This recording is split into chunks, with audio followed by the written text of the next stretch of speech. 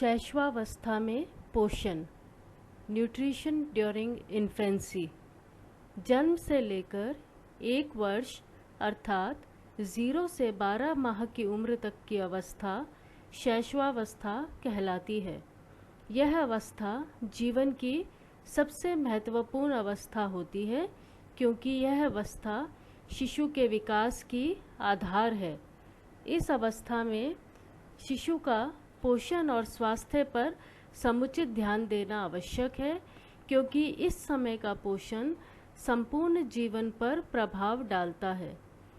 उचित पोषण के अभाव में विश्व भर में अनेकों शिशु विकलांगता, पोषण न्यूनता, मानसिक रोग या अन्य गंभीर रोगों का शिकार हो जाते हैं अथवा असमय काल का ग्रास बन जाते हैं।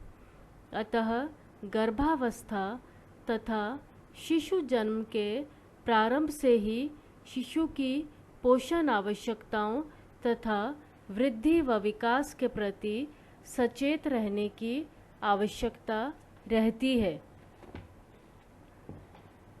शैशवावस्था में वृद्धि एवं विकास तीव्र गति से होता है।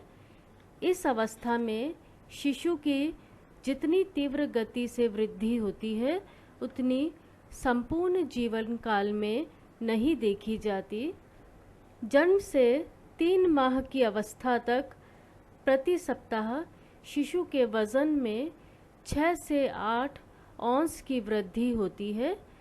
6 माह का स्वस्थ शिशु अपने जन्म काल के वजन से 2 गुना वजन प्राप्त कर लेता है तथा 1 वर्ष की आयु तक उसका वजन जन्म से 3 गुना हो जाता है।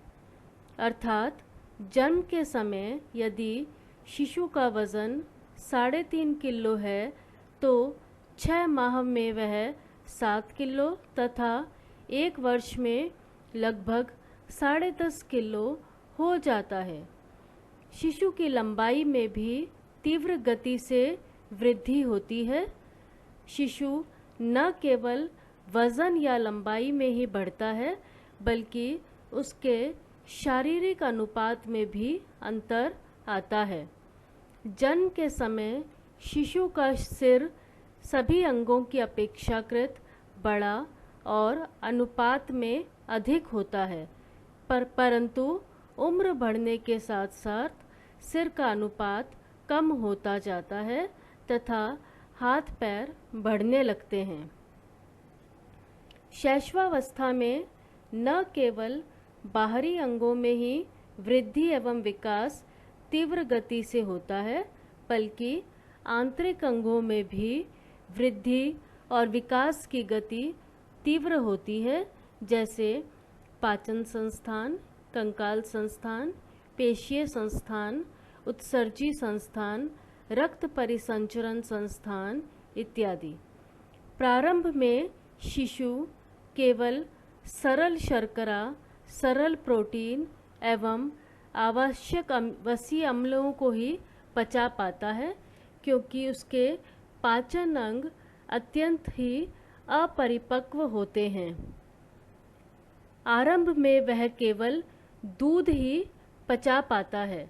माता का दूध शिशु के लिए सर्वश्रेष्ठ व सर्वोत्तम आहार है, क्योंकि प्रकृति ने इसे शिशु के अनुरूप ही बनाया है तथा वह सुपाच्य, स्वास्थ्यवर्धक और अत्यंत गुणकारी होता है। यदि किन्हीं कारणों से शिशु को माँ का दूध नहीं मिल पाता है, तो ऐसी परिस्थिति में उसे गाय, भैंस, बकरी अथवा पाउडर दूध पिलाकर पाला जा सकता है। परंतु जो गुण माँ के दूध में होते हैं, वह अन्य किसी दूध में उस प्रकार से नहीं मिल पाते। जैसे जैसे शिशु की उम्र बढ़ती है, उसकी शारीरिक मांगें भी बढ़ती जाती हैं और इसके फलस्वरूप उसे अन्य आहार की आवश्यकता होती है। अतः 4 माह बाद शिशु को ऊपरी आहार देना प्रारंभ कर देना चाहिए ताकि उसका विकास ठीक प्रकार से हो सके। शिशु के संतोषजनक विकास के लिए निम्नलिखित बातों पर ध्यान देना अत्यंत आवश्यक है। पहला, शिशु के वजन में निरंतर वृद्धि हो, लंबाई में वृद्धि हो, संतोषजनक मल विसर्जन हो, उसे गहरी नींद आए, शिशु हमेशा प्रसन्नचित और आनंदित रहे, वह चंचल हो, एक्टिव हो, त्वचा के नीचे वसा के संग्रह में वृद्धि हो, मांसपेशियां स्वस्थ व सख्त हों, 6 माह तक उसके दांत निकल आएं और 6 माह का होने तक शिशु बैठने लगे तथा 9 से 10 माह का होने पर खड़ा होने लगे और उसके पश्चात चलने लगे।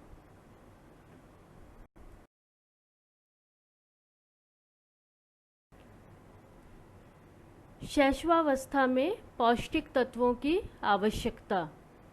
जैसा कि हम पूर्व में पढ़ चुके हैं, शिशु का स्वास्थ्य उसके पोषण पर निर्भर करता है। उचित पोषण से शिशु की शारीरिक वृद्धि एवं मानसिक विकास होता है। पौष्टिक आहार से ऊष्मा का उत्पादन होता है जो जीवन को बनाए रखने के लिए अत्यंत आवश्यक है। शिशु को क्रियाशील, प्रसन्नचित तथा स्वस्थ बनाए रखने में आहार की महत्वपूर्ण भूमिका होती है।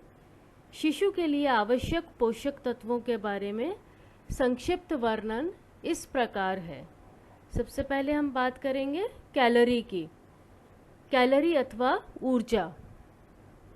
शैशवावस्था में शिशु की कैलोरी मांग उसके शारीरिक वजन पर निर्भर करती है।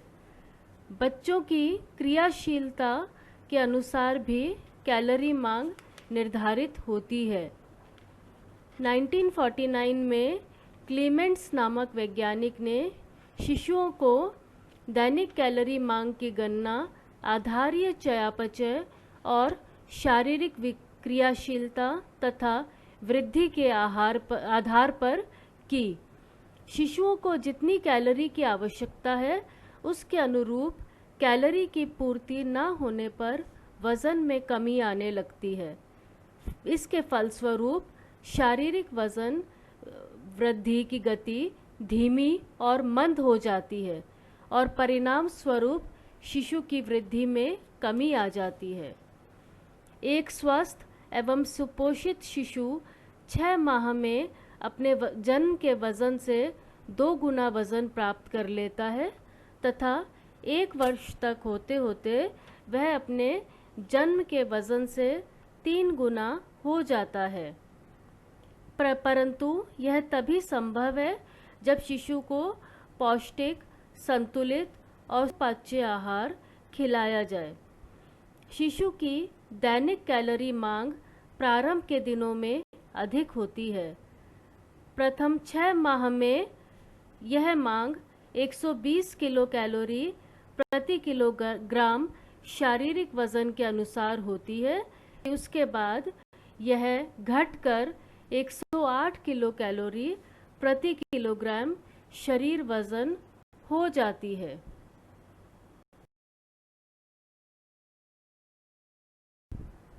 प्रोटीन शरीर की वृद्धि एवं भरण पोषण के लिए अत्यंत आवश्यक है। शरीर का प्रत्येक कोष अपनी कार्यक्षमता, वृद्धि, टूट फूट की मरम्मत आदि के लिए प्रोटीन पर निर्भर रहता है। हार्मोन्स, एंजाइम्स, रोग प्रतिकारक पदार्थ तथा रक्षात्मक पदार्थों का निर्माण भी प्रोटीन के द्वारा ही होता है। शरीर के प्रत्येक कोष एवं तंतु का निर्माण प्रोटीन से ही होता है। मांसपेशियां, रक्त, अस्थियां, नाखून, त्वचा, बाल आदि के निर्माण में प्रोटीन का प्रमुख स्थान है। शैशवावस्था में न केवल शारीरिक वृद्धि ही तीव्र गति से होती है, अपितु मानसिक विकास भी तेजी से होता है और इसमें प्रोटीन की महत्वपूर्ण भूमिका रहती है। यही कारण है कि जन्म के समय जो शिशु अपने किसी भी कार्य के लिए पूर्णतः दूसरों पर निर्भर रहता है, वह 1 वर्ष का होते होते बैठने, खड़े होने तथा दौड़ने लगता है। इन सभी कार्यों के लिए प्रोटीन, विशेष रूप से आवश्यक अमीनो अम्ल महत्वपूर्ण होते हैं। ICMR ने प्रोटीन की दैनिक मांग को 2 भागों में बांटा है। 0 से 6 माह के शिशु के लिए 2.05 ग्राम प्रोटीन प्रति किलोग्राम शरीर वजन तथा 7 से 12 माह के शिशु के लिए 1.65 ग्राम प्रोटीन प्रति किलोग्राम शरीर वजन के अनुसार प्रस्तावित किया गया है। स्तनपान करने वाले शिशुओं को माता के दूध से 1.5 से 2 ग्राम प्रोटीन मिलता है, जो उनकी दैनिक आवश्यकता से कुछ कम है, किंतु माँ के दूध से प्राप्त प्रोटीन का अवशोषण शिशु के शरीर में अच्छी प्रकार से हो जाता है, अतः शिशु के लिए वह बहुत ज़्यादा गुणकारी होती है। गाय के दूध पर पलने वाले शिशु को पर्याप्त मात्रा में प्रोटीन तो मिलता है, किंतु उसमें केसीन की मात्रा ज़्यादा होती है, अतः शिशु के लिए उसे पचा पाना थोड़ा कठिन कार्य होता है।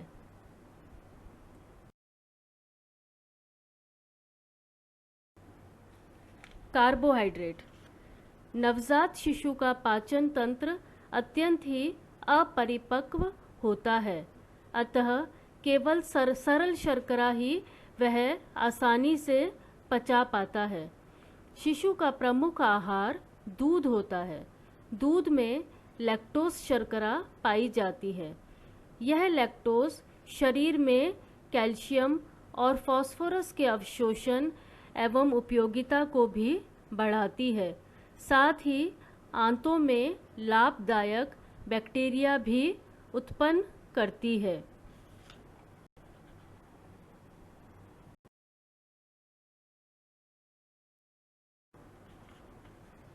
वसा या फैट। वसा से शरीर को ऊर्जा और ऊष्मा मिलती है। वसा शिशु के उत्तम स्वास्थ्य के लिए अत्यावश्यक है। वसा के द्वारा आवश्यक वसीय अम्ल तथा वसा में घुलनशील विटामिन्स जैसे विटामिन ए, डी, ई और के की पूर्ति होती है। अध्ययनों एवं वैज्ञानिक शोधों से यह पता चलता है कि वे शिशु जो माँ के दूध पर निर्भर होते हैं, उनमें लिनोलिक अम्ल उपस्थित रहता है, जबकि गाय, भैंस व बकरी के दूध पर पलने वाले शिशु में लिनोलिक अम्ल की कमी हो जाती है। इसके पीछे कारण यह है कि जानवरों के दूध में लिनोलिक अम्ल कम मात्रा में उपस्थित होता है और इसके कारण से शिशु की शारीरिक वृद्धि पर प्रभाव पड़ता है। हैंसन और साथियों ने 1963 में अध्ययनों एवं शोधों से पाया कि शिशु के शरीर में भी आवश्यक वसीय अम्लों की कमी लंबे समय तक यदि रहती है तो उससे उनकी त्वचा रूखी, खुरदरी, चमकहीन एवं बेजान हो जाती है और उनमें स्किन डिजीज़ के लक्षण पाए जाने लगते हैं। शिशु की शारीरिक वृद्धि की गति भी धीमी और मंद हो जाती है।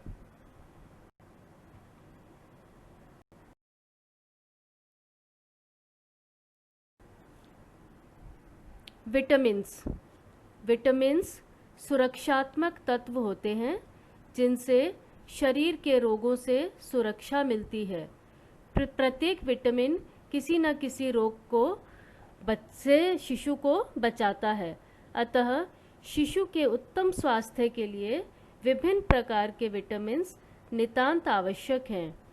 इनमें विटामिन ए, डी, ई और के वसा में घुलनशील हैं तथा विटामिन बी कॉम्प्लेक्स समूह जो है तथा उसके साथ में विटामिन सी जल में घुलनशील विटामिन्स की श्रेणी में आते हैं। एक सामान्य शिशु के उत्तम स्वास्थ्य के लिए विभिन्न विटामिन्स की जो आवश्यकता है उसके बारे में ICMR द्वारा मात्राएं प्रस्तावित की गई हैं। यदि शिशु को आवश्यकता अनुसार उचित मात्रा में विटामिन्स नहीं मिल पाते हैं तो वे विभिन्न रोगों से ग्रस्त हो जाते हैं। अतः वे शिशु जो ऊपरी आहार पर पलते हैं या डिब्बाबंद दूध पर पलते हैं उनके बारे में हमें विशिष्ट ध्यान रखना अत्यंत आवश्यक है कि इन विटामिन्स की समुचित पूर्ति हो सके।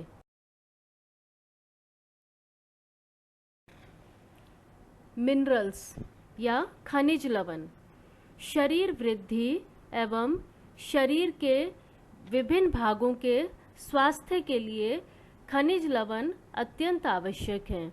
अस्थियों एवं दांतों के विकास के लिए कैल्शियम व फास्फोरस आवश्यक खनिज लवण हैं। घेंगा रोग से बचाव और समुचित बौद्धिक एवं मानसिक विकास के लिए आयोडीन अत्यंत महत्वपूर्ण है। दूध में पर्याप्त मात्रा में कैल्शियम, फास्फोरस और अन्य खनिज लवण विद्यमान रहते हैं जिनसे शिशु की दैनिक आवश्यकताओं की पूर्ति हो जाती है, परंतु दूध में लौह लवण का अभाव होता है। अतः जब शिशु थोड़ा सा बड़ा हो जाता है तो पूरक आहार द्वारा इसकी कमी की पूर्ति किया जाना आवश्यक है।